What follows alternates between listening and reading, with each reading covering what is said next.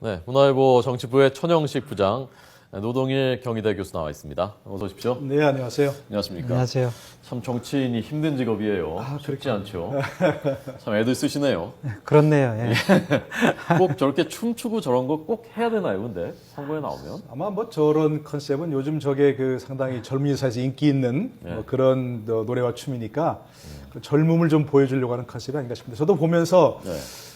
참 좀 안쓰럽다 그렇게 그런 생각이 좀 들었습니다. 동정표가 갈진 모르겠어요, 보고. 그래서 어떻게 막 보였어요? 아무것도 노력하지 않는 것보다는 뭔가 목표를 위해서 노력하는 모습에 대해서 뭐 조금이라도 더 표가 더 나오겠죠. 네. 그래도 뭔가 좀 그래도 네, 애쓰는구나. 그럼요. 애쓰는 사람한테 뭔가 결과가 있을 거라고 봅니다. 예. 자, 정당 지지율이 또 어제는 리얼미터 지지율이 나왔는데요. 한번 보도록 하겠습니다. 자, 리얼미터 한국갤럽인데요. 아유, 참 복잡하게 만들어놨는데요. 자, 위에 것이 그러니까 리얼미터 겁니다. 새누리당과 새정치민주연합 정부 위에 게 리얼미터 건데요. 새누리당은 2.6%포인트가 올랐고 새정치민주연합은 34.8%, 그리고 한국갤럽에서는 42대 28 이렇게 나왔고요. 새정치민주연합이 지금 하향세는 분명해 보이거든요. 네네. 이것은 무엇 때문이라고 보십니까? 이거 뭐 표를 좀 복잡하게 그려놨는데 예. 결국은 이제 새누리당은 뭐 비슷한데 약간 올랐다는 이야기고 예. 뭐 올랐지만 큰 폭으로 오른 건 아니냐 거의 지지율을 유지하고 있고 신당은 약간 이제 하락 추세로 일단 그렇게 정리가 되는데 예. 신당이 하락 추세인 것은 뭐 제 생각에는 신당에서 초기 대응을 일단 잘못했다고 봅니다. 예.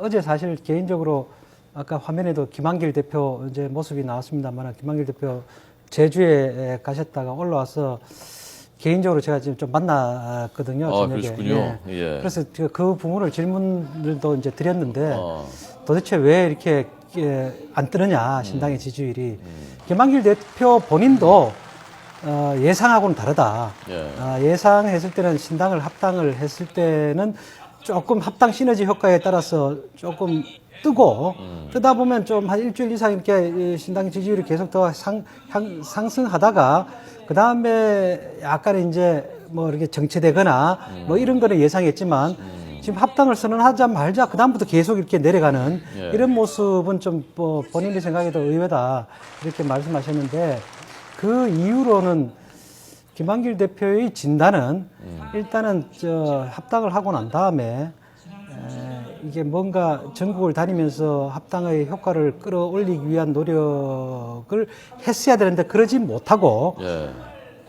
특히 민주당보다는 새정치연합 쪽에 예. 내부적으로 문제가 많았지 않습니까? 이제 김성식 전 의원도 안 따라간다 그러고 윤여준 의원도 전 의원도 또 불만을 토로하고 뭔가 하여튼 새정치연합 내부에 내부 잡음이 많이 생기면서 안철수 의원이 그 내부 잡음을 누르는데 너무 많은 신경을 투자를 하게 되고 특히나 또 신설 합당이냐 무슨 흡수 합당이냐 여러 가지 이제 논란이 빚어지면서 네. 합당 방식을 놓고 이제 국민들이 봤을 때는 별 큰 문제도 아닌 얘기를 갖고 예. 자기 내부 논리에 따라서 이제 이렇게 계속 싸움이 벌어지고 하니까 그런 것 때문에 국민들이 뭔가 이렇게 합당이 되면 새로운 걸 기대를 했는데 새로운 뭔가를 보여주지를 못하고 내부적인 자꾸 이렇게 잡음만 불거지는 이런 것 때문에 뭔가 이렇게 동력을 좀 상실한 측면이 있다고 제가 스스로 반성을 하더라고요.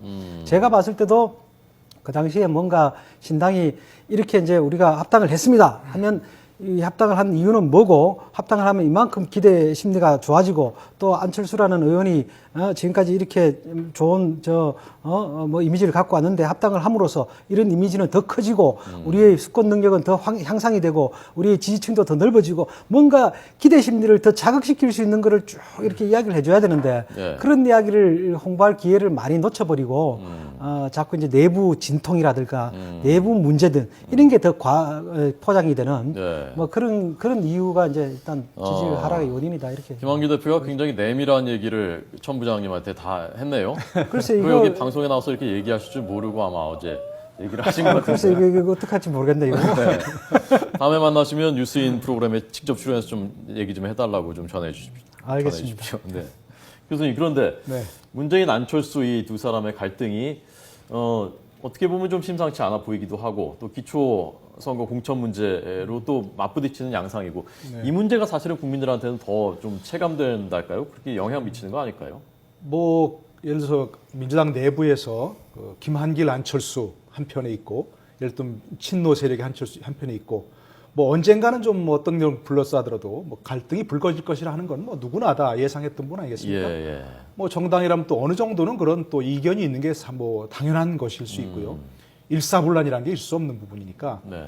뭐 그러나 그것이 이제 어떤 모습으로 언제 불거질 것이냐가 좀 중요한 그런 그 부분이었는데 사실은 이제 지방선거까지는 이제 순항하지 않겠느냐 하는 예상을 했었어요. 예. 왜냐하면 지방선거 워낙 초미의 관심사고 여기서 승리해야 한다는 것이 다 이제 안철수 뭐 김한길 합당의 어떤 명분이기 때문에 그러나 예상치 않게 좀 정강 정책에서부터 조금 서로 다른 노선이라는 걸 확실히 보여주는 부분이 있었고 또 지금 이제 구체적인 룰에 들어와서 지금 이제 또 기초선거 공천 문제가 좀 걸리는 것 같아요. 예.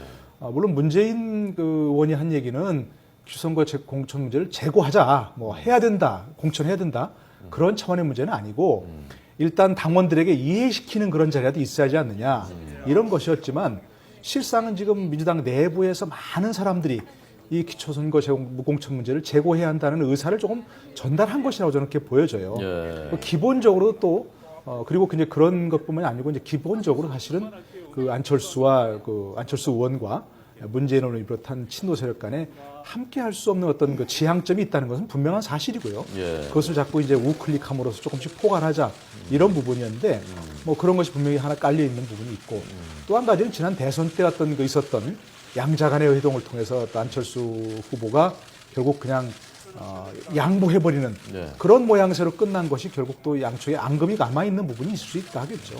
조금 더 보면 2017년 대선을 앞두고 염두에 두고 과연 누가 어떤 뭐 정말 대선 후보가 될 것인가 하는 문제도 지금부터 뭔가 좀 hin교리가 있다고 봐야겠죠. 그런 예. 것은. 네.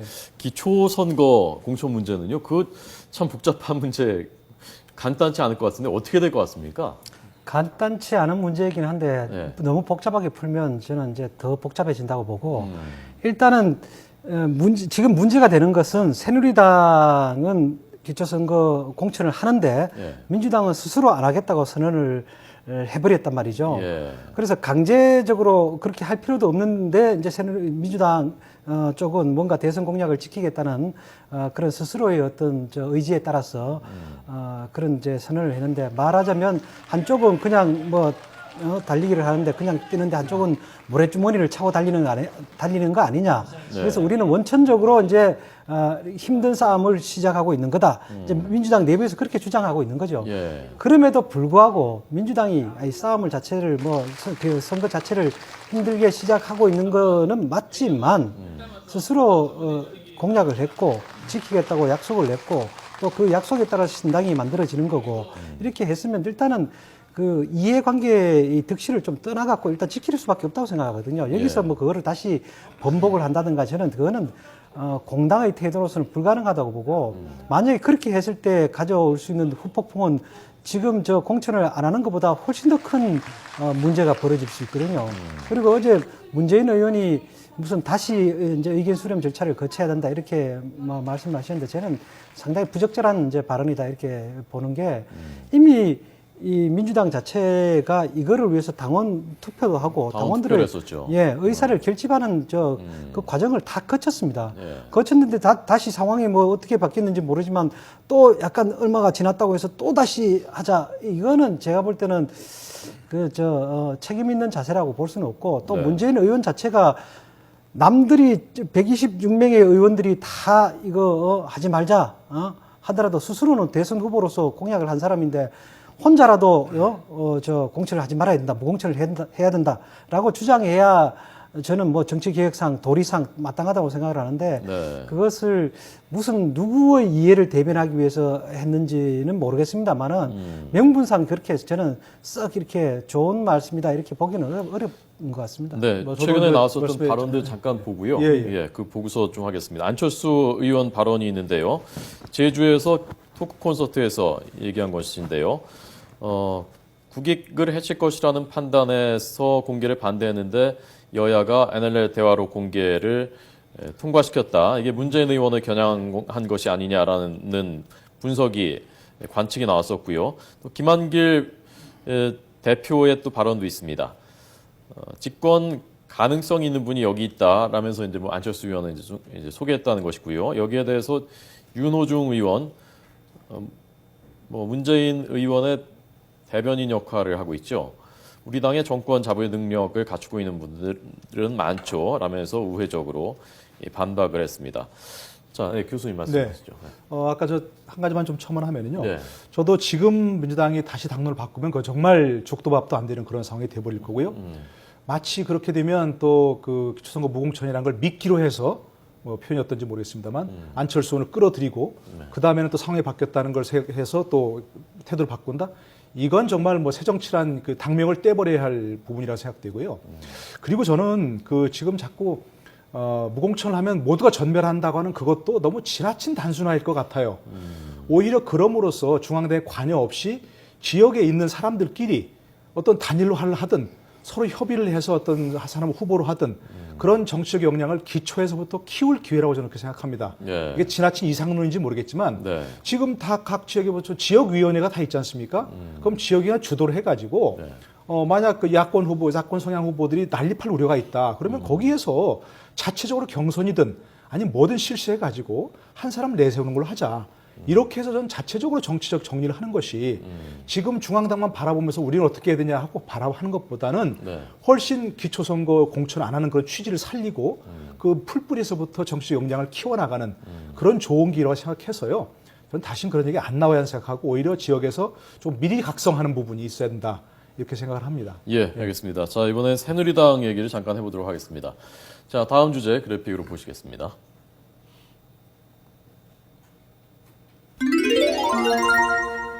네, 갑자기 이 옛날로 돌아가는 것 같은 그 느낌인데요.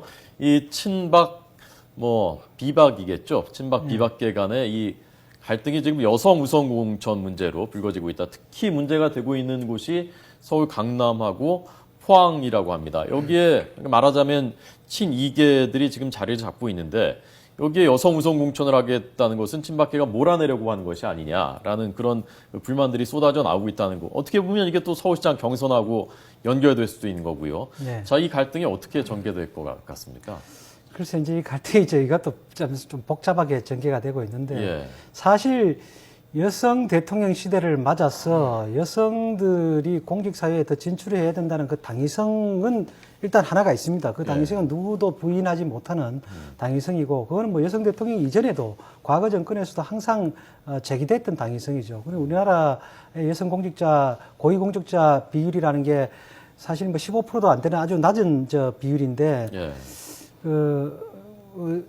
통상적으로 선진국의 어떤 기준이 특별히 있는 건 아닙니다만 평균 기준으로 하면 한 30% 정도까지는 올려야 되는 것 아니냐는 그런 논의들이 많았지만 현실적으로 사람이 없다는 게 일단 가장 큰 문제였고 예. 여성을 그만큼 고위공직자를 이렇게 청거를 할 만한 여성 자원들이 부족하다는 그런 문제가 현실적인 하나의 문제였고 그다음에 이번에 나타나는 문제는 또 거기에다가 특정한 또 여성을 이렇게 하려고 특정 지역에 이렇게 그걸 하려다 보니까 이게 이제 어떤 계파 간의 갈등으로 이렇게 비화되면서 또 다른 정치적 갈등화되니까 예. 더더욱 하기 힘들어지는 그런 양상이 벌어지고 있는데 저는 일단은 강남하고 포항은 조금 다르다고 봐요. 강남은 사실은 이제 어떻게 보면 새누리당에서 이렇게 공천만 하면 되는 지역이고 예.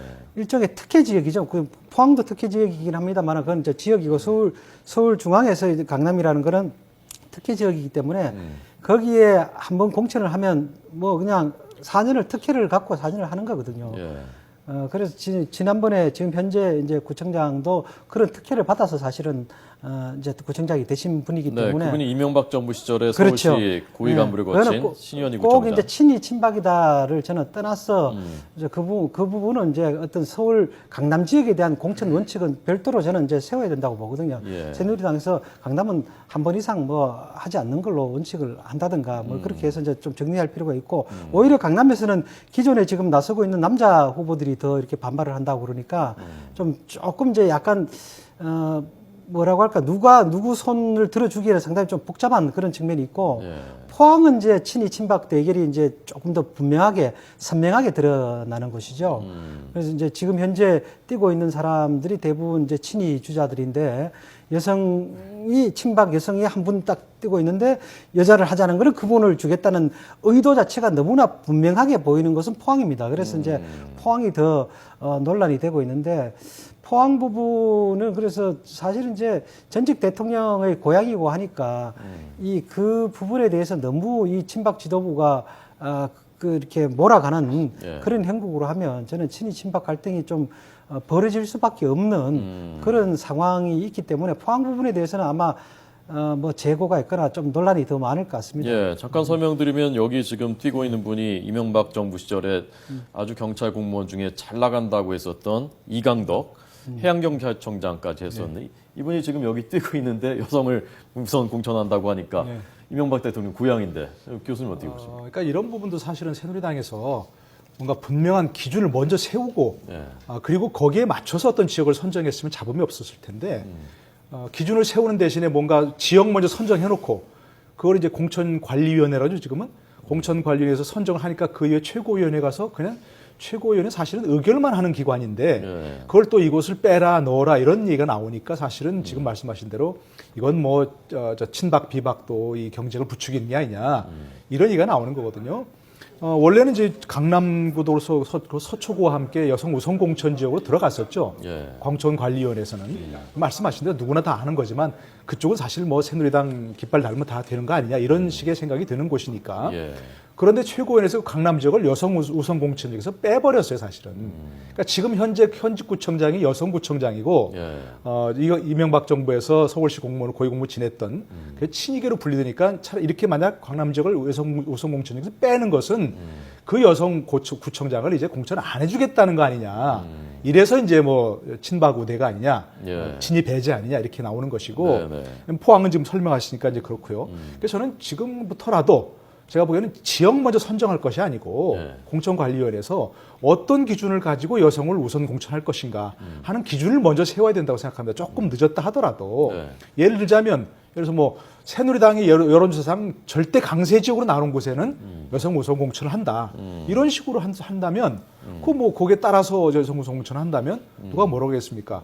그런 지역이지만 여성이 없다. 그럼 할 수 없는 거죠. 그러니까 그런 친이 친박이라는 이런 식으로 자꾸 얘기가 나오는 것은 결국 그런 원칙이 없이 자신들의 어떤 그 이해관계에 따라서 자꾸 공천을 좌지우지하려고 하다 보니까 예. 이런 상황이 나오는 것이고 지금 새누리당이 처음부터 얘기했던 상향식 공천하는 공천혁명 이런 것들은 사실 아무 의미가 없어지는 뭐 그런 상황이 돼버린 거죠. 예, 알겠습니다. 자, 오늘 여기까지 듣겠습니다. 천영식 문화일보 정치부 부장 그리고 경희대 노동일 교수였습니다. 고맙습니다. 네, 고맙습니다.